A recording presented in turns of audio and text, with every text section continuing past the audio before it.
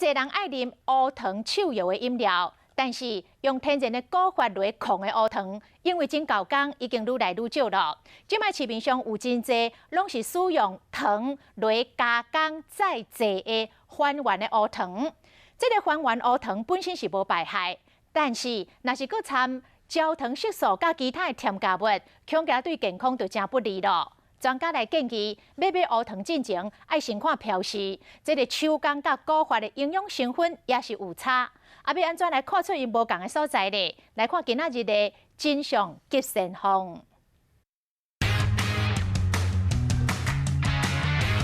黑糖手摇饮当道，夏天到了，来一杯消暑解渴。但是掺有焦糖色素的还原黑糖喝多了可能伤身，我们带您一探究竟。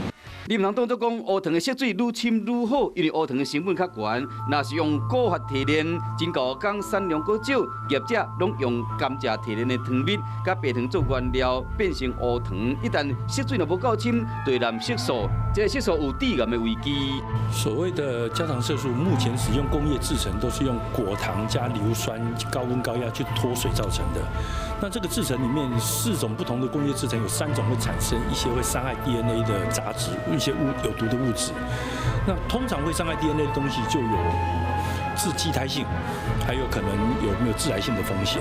为了保障焦糖色素分做4大类，头一类是普通的，第2类是亚硫酸盐，第3类甲第4类分别是氨盐焦糖甲亚硫酸氨盐。除了头一类较无问题，剩的3类拢有风险，尤其是第3、第4类制作的过程有可能产生甲基米错，经过动物的实验发现有致癌的可能。他在判断的时候啊，应该是把包装的背后打开来看。如果它的背后的成分的来源写的是天然的甘蔗汁或者是天然的白甘蔗，那这样的话呢，你大概就很有把握，99% 以上的把握，确定它就是所谓的古法黑糖。但如果你的包装背面它写的是蔗糖加糖蜜，甚至再加上一些其他的添加物，比如说焦糖色素，那它的话呢，就一定是还原黑糖。为了降低成本，市面上这饮料大部分拢是用还原乌糖，比较起来，天然古法做的乌糖更较难能可贵。古法的乌糖愈来愈少，两种到底差伫倒位，一泡就知。古法黑糖泡出来有淡淡香气，颜色比较深，质地也比较浑浊。相较于还原黑糖，因为经过加工纯化，质地比较透亮，颜色也比较均匀。为杯仔底来看，古法的乌糖因为较天然，无偌久色水就深甲看无杯口。相对还原的乌糖，经过一段时间后，同款看有。古法黑糖的话，它因为是天然的甘蔗汁熬煮的，所以它熬煮的过程当中，它结晶会是呈现这种比较呈现这种块状的一个样子。那还原黑糖的话，因为它是用砂糖跟糖蜜回头添加的，所以它成型的时候呢，就没有这种块状，而是呈现这种像是粉状的一种感觉。实际将还原乌糖甲古法的乌糖，将和民众试啉做比较，用啉的敢啉会出来？有一点点像冬瓜茶的口感，但不是冬瓜茶。